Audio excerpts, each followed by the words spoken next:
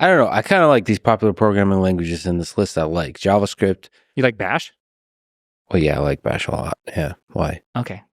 Bash is kind of one of those ones where it's like, do you really like it? I like it up until I need an array. Oh, as a programming language, just no. But I like the command line. Okay. That's what.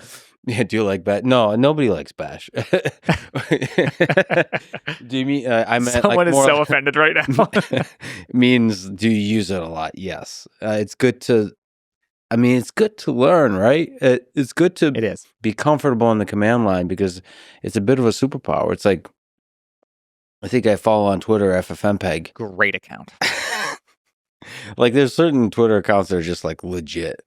Yeah. And I think FFmpeg, like they have all these sort of parameters that you can add on the command line that it's like one of those cryptic languages that only very few wizards understand. But once you begin to slowly understand, and I'm only at the very sort of beginning stage of that journey to mastery, the powers you gain at every step is like it grows exponentially. It feels like. I mean, FFmpeg is just this incredible, like what would you call a library system? There's just the people behind him must be just brilliant masterminds because they have to work with all these codecs, with all these containers, with all this the mysteries of the media codec universe.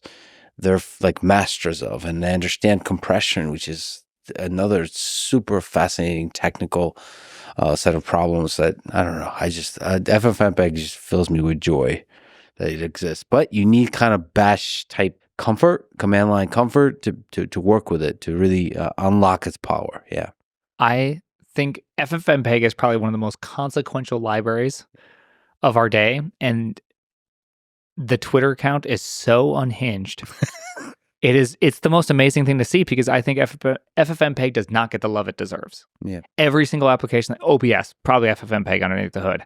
All the everything FFmpeg underneath the hood. And yet, they do not get the love they deserve. I just love it. I just think they're the best.